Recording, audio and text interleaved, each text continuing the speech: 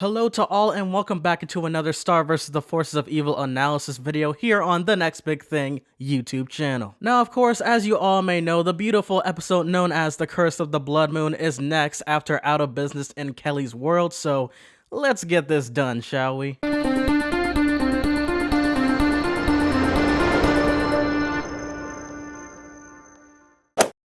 Alright, so to begin with today's analysis video, it starts off in the episode Out of Business with the Ransomgram lady from the episode Ransomgram sending Star's letter. So then finally, once the letter is delivered to Star, Star automatically assumes that she's just here to Ransomgram again, but this time she's actually just there to deliver a regular letter. And within this particular letter, they get notice of the fact that QuestBuy is officially shutting down after all those years. And of course, Marco of all people will be the one to celebrate over this, simply because of the fact that QuestBuy is notoriously known to get people lost throughout the store, and their disorganization, of course. Plus, even going back all the way from season 1, Marco hasn't had a single great experience there besides the fact of him buying that security lock wallet. And that's not even including the fact that he basically was about to get killed if he didn't buy something that he wanted from the store within a certain period of time. And in speaking of his wallet, Star even mentions to Marco the fact that if anything were to ever happen to that wallet, he wouldn't be able to return it or get any new ones now that it's shutting down. So of course, what do you know, both Star and Marco plan to go back to QuestBuy in order for them to buy a bunch of wallets in case of emergencies. And Jana comes along too, cause you know, she loves stealing stuff from Marco. And in addition to this scene, there was possibly an episode 1 reference that I wanted to bring up. I'm not really too sure if they purposely did this, but they probably did. Wait! Well, wait a second! How did you get here?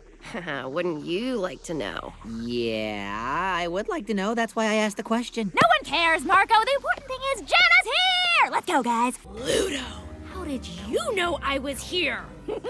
Wouldn't you like to know?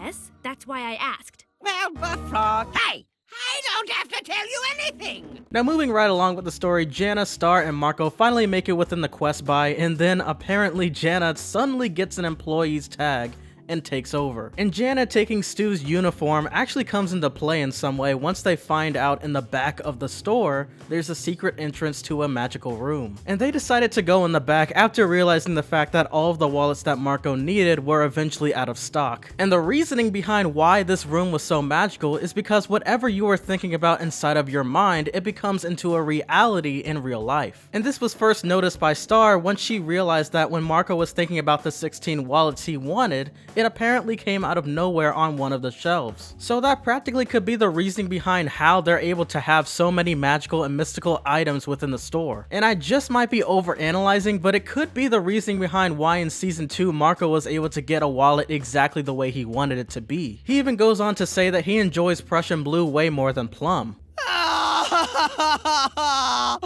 Oh, it's perfect!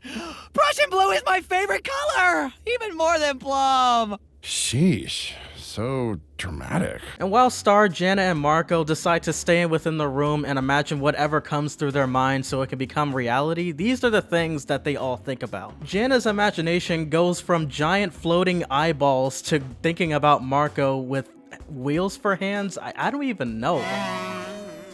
Why? Because I can. Even the store guy was surprised. Star envisions eating an edible, talking, alive unicorn, I think it was, alongside with a discount Alvin and the Chipmunks toy set that is also addictive to another Mewman within the store. But then they are interrupted with another employee just waiting for their minds to go absolutely insane and wanting to stay inside of the back room forever.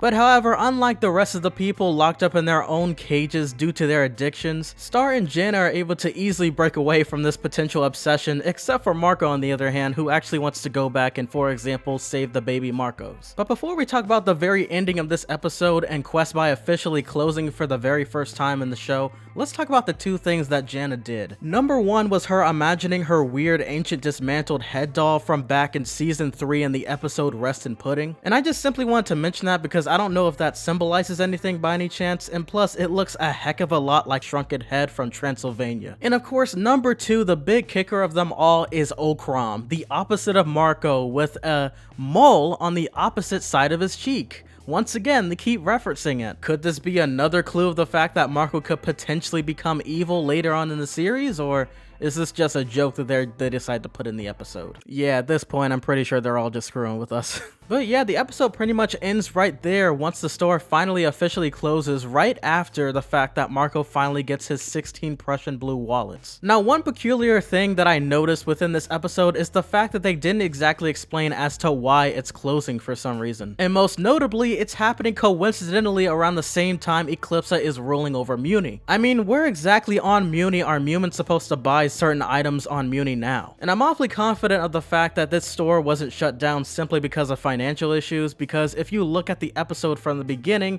every Mumin and their mother came out for the ending sale. And it was awfully sad to see this store close, especially because just like the Bounce Lounge, it's a store that we've been known about since season 1. And so transitioning into the very next episode, we have the episode titled Kelly's World. In the beginning, we have Marco who decides to visit Kelly at her house, which by the way is her mom. Bye, Mom. We're off to the library. Bye, sweetie. Don't forget the family ancestral sword. So yeah, just knowing those details, you should all know that this is probably going to be one of the weirdest dimensions that we've ever covered in Starverses. Before being able to visit Kelly officially, Marco is met with Kelly's father, who greets him by fighting, which is a huge part of Kelly's dimension, and also apparently in this dimension, turning down fights is very disrespectful. And yes, in case you are wondering, that includes the elderly. And once again, I could be overanalyzing, but that could possibly kind of explain as to why certain people on the beach of Lava Lake all of a sudden wanted to fight Marco for random reasons. Now, the Lava Lake Beach episode didn't exactly transpire within Kelly's dimension whenever this was happening, but you know, at least her sparring partner probably somewhat gets that attitude from her dimension. Marco decides to bring ingredients for his father's recipe referenced towards the ending of the Ponyhead Show episode. And also another thing worth mentioning is Kelly's somewhat disappointment in wrestling after Marco telling her it's fake. Now, she doesn't necessarily say flat out that that's one of the reasons behind why she's upset, but she has to be since her entire life is basically wrestling. I mean, her dimension is basically wrestling dimension. I mean, it's not really her dimension name, but you get the point. But instead, one of her main reasons behind why she's so upset is the fact that Tad keeps constantly calling her and obviously baiting Kelly to respond and talk to him again. The dude even goes as far as sending her videos of him providing for Mother Nature while getting rid of his previous relationship filled with negative energy. Kelly decides to instead ignore the message and tag Marco along in order to return a book to the library. And surprise, surprise, transactions are done by fighting and or taking punches, kicks, or other hits. So, out of curiosity, what can I earn with a stab? So Kelly rushes to the library only to find out that the book was due yesterday, and so as tradition, the librarian has to cut off Kelly's hair as punishment. Only Marco intervenes and challenges the librarian, who assumes that he's a Mumin right off the bat. No, I've always wanted to fight a Mumin. Was it a mistake, or is that just the fact that they're getting more clues of the fact that Marco is actually a Mumin? But at the same time, this could just be the writers trying to throw us off again, because, I mean, who can really tell the difference between a human and a Mumin? For all we know, Jackie could have been a Mumin the whole time. But yeah, they totally got me. I really do believe that Marco is somewhat of a Mumin. And so we have Marco and Kelly fighting together as teammates with an epic fight that leads to synced fighting styles, which reminds us of how Star and Marco used to fight side by side, especially back in season 1. Afterwards, once everything is settled and done, Kelly is still receiving messages from Tad despite the fact that she supposedly blocked him earlier, but she didn't. And just like Kelly, Marco brings up how he can relate since he doesn't want to have feelings for Star and would rather be with Kelly.